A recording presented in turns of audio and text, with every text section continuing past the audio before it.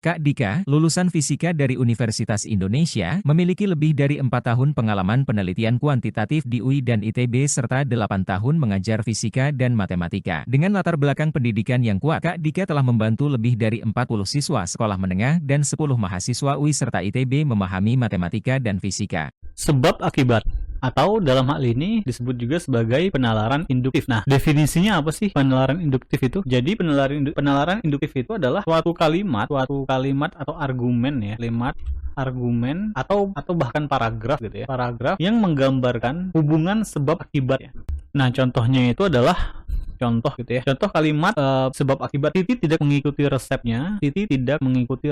Mengikuti resep pembuatan kue ya misalnya. Sehingga kuenya tidak seperti yang diinginkan gitu. Kuenya tidak seperti yang diinginkan. Nah, di sini kita lihat bahwa sehingga ini adalah kurang G-nya ya. Sehingga di sini adalah salah satu contoh dari kalimat sebab akibat ya. Jadi sehingga ini sering muncul di kalimat sebab akibat. Jadi kalau kita perhatikan penyebabnya itu adalah, jadi kalau di kalimat di penalaran atau di sebab akibat, di kalimat sebab akibat itu ada penyebabnya gitu. Nah, penyebabnya itu adalah tidak mengikuti resep pembuatan kue gitu ya. Ini adalah kalimat penyebab gitu. Nah, penghubungnya adalah sehingga, akibatnya apa? Akibatnya kue tidak seperti yang diinginkan. Lalu kemudian ada juga paragraf sebab akibat ya. Jadi paragraf sebab akibat atau disebut juga sebagai paragraf kausalitas. Nah, ciri-ciri dari paragraf kausalitas ini atau paragraf sebab akibat ini adalah ide pokoknya itu atau kesimpulan dari suatu paragraf tersebut ada di kesimpulan gitu ya. Kesimpulan atau ide pokok gitu ya. Ide pokok dari paragraf tersebut ada di akhir paragraf gitu ya. Ada di akhir paragraf. Nah, ciri-cirinya gimana? Ciri-ciri dari paragraf sebab akibat. Ciri-cirinya itu adalah yang pertama, dalam kalimat tersebut. Jadi dalam kalimat atau dalam paragraf tersebut ada banyak penarikan kesimpulan dengan metode induktif gitu ya. Penarikan kesimpulan dengan cara induktif gitu. Penarikan kesimpulan dengan induktif. Yang kedua itu ada banyak pemaparan sebab akibat gitu ya. Jadi ada banyak argumen atau kalimat ya, sebab akibat. Lalu ya gagasan utamanya atau ide pokoknya itu di akhir kalimat gitu ya, atau di akhir paragraf gitu. Ide pokok di akhir paragraf.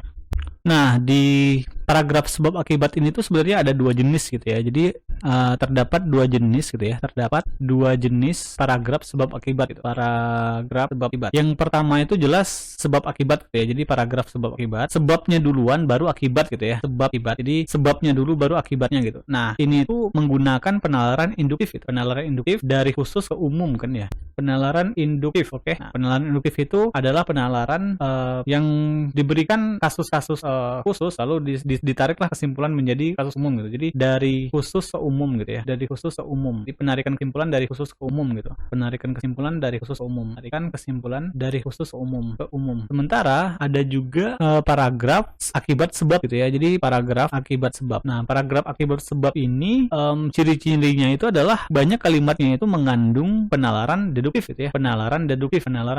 Jadi dalam paragrafnya tersebut ada poin-poin umum yang dijelaskan lalu diambil suatu kesimpulan sehingga dapat kesimpulan khusus gitu. Jadi dari umum definisinya itu adalah dari penarikan kesimpulan dari umum ke khusus gitu. Penarikan kesimpulan dari umum ke khusus. Nah, kalau kita lihat contoh dari paragraf ini ya, paragraf sebab akibat ya. Jadi kita ambil contoh paragraf sebab akibat. Jadi kita analisis gitu ya, isinya bagaimana.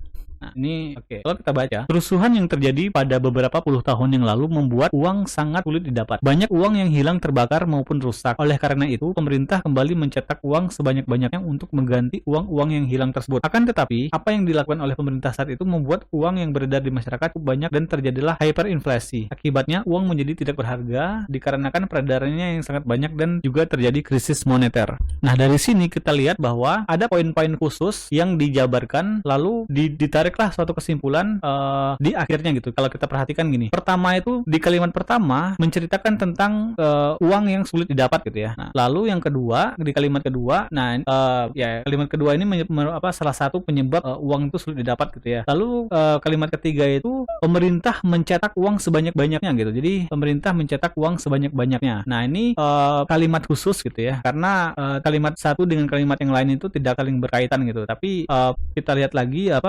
di kalimat berikutnya akibatnya. Nah, akibatnya itu adalah kata hubung dari kalimat sebab akibat gitu ya. Terjadi hyperinflasi gitu. Terjadi hyperinflasi, lalu akibatnya lagi uang menjadi tidak berharga ya. Hyperinflasi itu juga konsekuensi dari uang tidak berharga ya. Jadi uang tidak berharga itu juga merupakan dari konsekuensi dari hyperinflasi. Jadi uang menjadi tidak berharga. Nah, dari kasus-kasus khusus yang dijelaskan, akibatnya terjadi krisis moneter gitu. Jadi ada kejadian yang menyebabkan krisis moneter karena kasus-kasus khusus yang dijelaskan sebelumnya gitu. Jadi uang sulit didapat, mencetak uang sebanyak-banyaknya, dan hyperinflasi. Nah, kesimpulan akhirnya itu adalah terjadi krisis moneter gitu. Nah, selanjutnya kita akan melihat bagaimana paragraf akibat sebab gitu ya. Kita lihat paragraf sebab akibat sebab. Paragraf akibat sebab.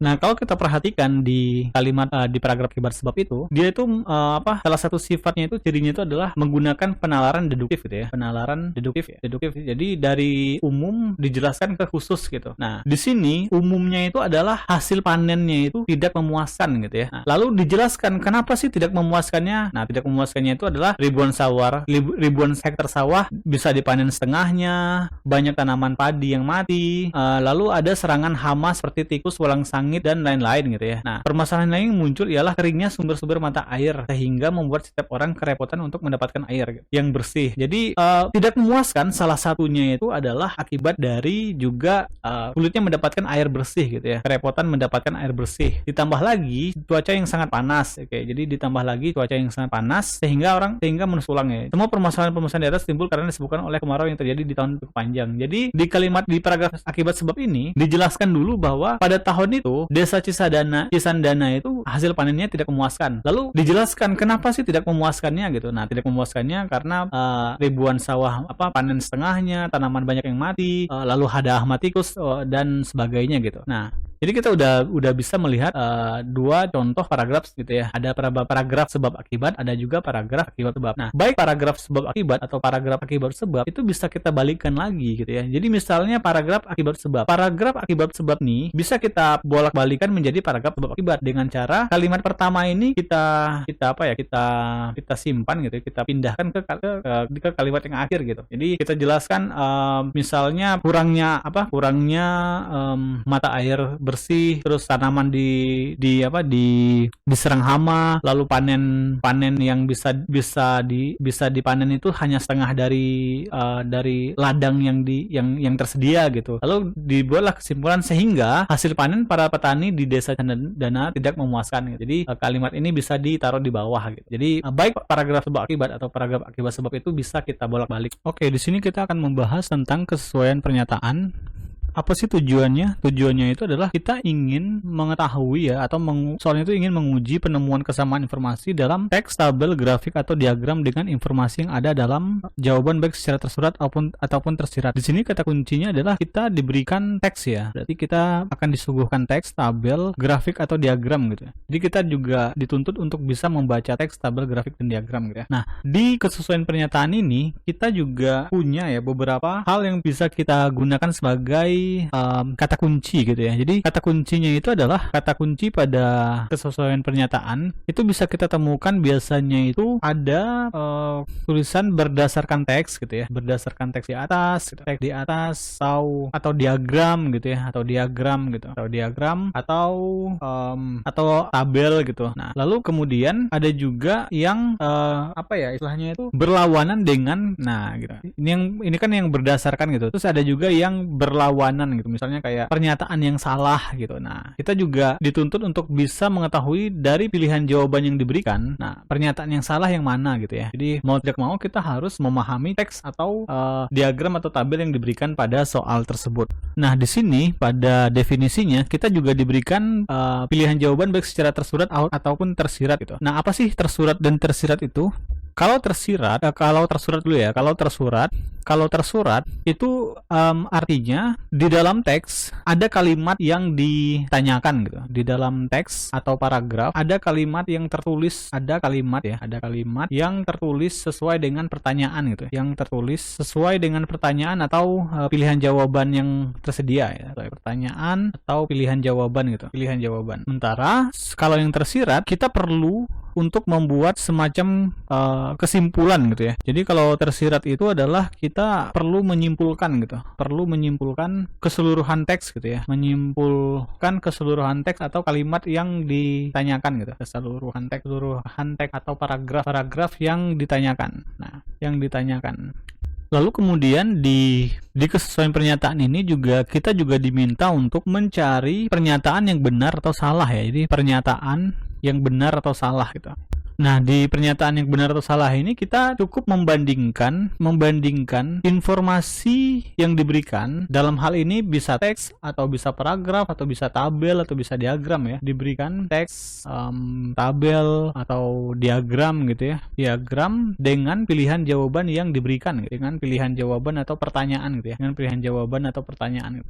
Nah, yang terakhir ada pernyataan yang relevan atau tidak relevan. Pernyataan relevan atau tidak relevan. Di sini kita dituntut untuk bisa melihat suatu argumen melihat suatu argumen pada soal gitu ya. Suatu argumen pada soal apakah informasi yang diberikan itu menguatkan ya. Informasi yang diberikan menguatkan atau tidak gitu ya. Menguatkan pernyataan gitu atau menguatkan argumen atau tidak. Oke, jadi pada akhirnya kita juga dituntut untuk bisa memahami bacaan atau data atau tabel atau grafik yang diberikan di soal gitu ya. Itulah kenapa di kesesuaian pernyataan ini diberikan bahwa kita perlu bisa membaca informasi yang diberikan baik dalam teks, tabel, grafik ataupun diagram gitu ya. Selanjutnya kita akan lihat contoh soalnya ya. Oke, kita akan masuk ke contoh soal. Nah, salah satu tips untuk menjawab soal kesesuaian pernyataan atau soal-soal yang memberikan informasi berupa teks, gambar, diagram, atau tabel, itu kita perlu membaca soalnya dulu gitu ya. Karena apa? Karena untuk menghemat waktu gitu. Contohnya di nomor 1 ini kita diminta untuk mendapatkan kesimpulan dari paragraf pertama. Sementara di teks kita diberikan 2 paragraf dan 1 diagram gitu ya. Jadi kalau kita baca dulu, itu hanya akan menghabiskan waktu gitu. Padahal di soal tersebut kita hanya diminta untuk fokus pada paragraf pertama. Jadi kita baca soalnya dulu, baru balik ke teks gitu, atau informasi yang diminta. Nah, sekarang kita baca paragraf pertama. Perhutanan sosial merupakan program yang menjamin kepastian hukum masyarakat untuk mengelola hutan lestari. Terdapat 5 skema pada program ini, yaitu hutan adat, hutan desa, hutan tanaman rakyat, hutan kemasyarakatan, dan kemitraan kehutanan. Masyarakat yang mengelola hutan kini menuai beragam manfaat. Salah satunya ialah manfaat ekonomi dari budidaya hasil hutan bukan kayu. Nah, simpulan itu adalah penegasan dari sebuah isu di sebuah teks atau paragraf. Berdasarkan paragraf pertama, disimpulkan bahwa pengelolaan hutan di Indonesia saat ini dijamin hukum yang disebut sebagai perhutanan sosial. Jadi, paragraf pertama itu kita ngomongin tentang kepastian hukum dalam mengelola hutan. Nah, kepastian hukumnya itu adalah perhutanan sosial gitu. Program perhutanan sosial. Jadi, kita perlu mencari pilihan jawaban yang terkait dengan kepastian hukum. Nah, gitu ya. Kalau kita perhatikan di pilihan jawaban, A, perhutanan sosial menjamin kepastian hukum di Indonesia. Nah, di A ini tidak dijelaskan apa-apa tentang kepastian hukum apa gitu ya. Jadi ambigu gitu. Sementara di yang paragraf pertama ini kita diberikan kepastian hukum pengelolaan hutan gitu ya. Artinya yang A ini tidak benar ya. Salah artinya ya. Jadi karena dia tidak menjelaskan tentang kepastian hukum apa gitu. Oke. Yang B, pengelolaan hutan di Indonesia dijamin hukum. Nah, ini benar ya, karena paragraf pertama itu menyatakan bahwa adanya kepastian hukum dalam mengelola hutan itu dapat bermanfaat untuk masyarakat ya, dari sisi ekonomi ataupun budidaya hasil bukan kayu gitu ya. Jadi yang B itu pasti benar. Nah, lalu kita lihat juga C dan CDE ya. Kenapa ya CDE itu salah? Manfaat dari hutan sangat dirasakan masyarakat. Nah, ini enggak ya. Karena apa? Karena bab atau paragraf pertama tadi itu kita ngomongin tentang kepastian hukum dalam mengelola hutan gitu ya. Jadi jelas enggak ya. Walaupun pernyataan manfaat hutan sangat dirasakan masyarakat itu ada di teks itu, tapi itu bukan merupakan dari simpulan yang di pengelolaan hutan di Indonesia mendapatkan apresiasi dari masyarakat. Ya, ini tidak ada dalam teks ya. Jadi udah pasti salah ya. Perhutanan sosial memiliki 5 skema program di Indonesia. Nah, ini ada di teks di paragraf pertama, tapi juga bukan merupakan kesimpulan karena inti dari paragraf pertama itu adalah adanya kepastian hukum dalam mengelola kehutanan gitu, sehingga dapat dirasakan kemanfaatannya oleh masyarakat ya. Jadi B jawaban yang paling benar. Nomor 2, berikut adalah pernyataan yang salah berdasarkan paragraf pertama. Jadi kita masih berkutat pada paragraf pertama ya. Nah, kita baca pilihan jawabannya. Hutan adat adalah satu di antara 5 skema program dari perhutanan sosial. Benar ya, karena di teks diberikan bahwa hutan adat juga merupakan dari skema program perhutanan sosial gitu. Nah, ini hutan adat. Jadi A itu benar berarti ya. Masyarakat mendapatkan manfaat dari perhutanan sosial. Nah, ini juga benar ya, karena di kalimat terakhir di teks itu masyarakat menuai beragam manfaat gitu ya. Jadi benar gitu yang B. Yang C, manfaat ekonomi adalah salah satu sebab dari perhutanan sosial di Indonesia. Ini juga benar karena di teks atau di paragraf pertama ini juga disebutkan bahwa perhutanan sosial yang menjamin kepastian hukum dalam mengelola hutan itu kebermanfaatannya ialah manfaat ekonomi gitu ya. Jadi benar ya. Yang D, pemerintah mengeluarkan 4 skema program perhutanan Indonesia. Nah, ini salah ya, karena di perhutanan sosial ini dia itu ada 5 skema gitu. Yang pertama itu adalah hutan adat 1, hutan desa 2, hutan tanaman rakyat 3, hutan kemasyarakatan 4, dan kemitraan kehutanan 5 berarti ya. Jadi perhutanan sosial itu punya 5 program gitu ya. Jadi 5 skema program, dan sementara D ini 4 katanya. Jadi ini salah gitu ya. Perhutanan sosial menjamin kepastian hukum bagi pengelola hutan di Indonesia, ini jelas ya, karena itu adalah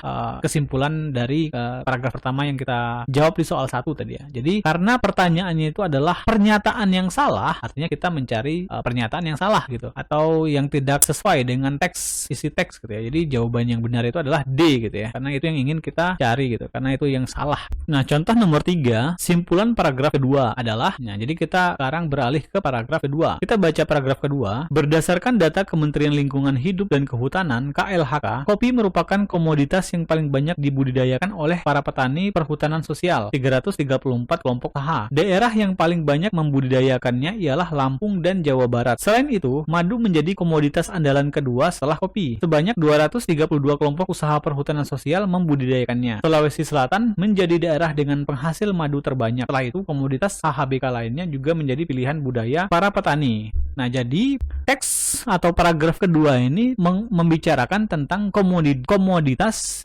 hasil bukan kayu ya. Jadi komoditas yang paling banyak dibudidayakan oleh para petani perhutanan sosial gitu ya. Jadi kita membicarakan tentang komoditas budidaya oleh para petani perhutanan sosial. Nah, jadi kalau gitu kita lihat pilihan jawabannya. Kopi adalah komoditas paling banyak dibudidayakan. Ini sebenarnya benar ya. Benar dalam artian argumen ini atau pernyataannya itu ada di paragraf kedua, tapi bukan merupakan kesimpulan, karena kesimpulan itu tentang komoditas yang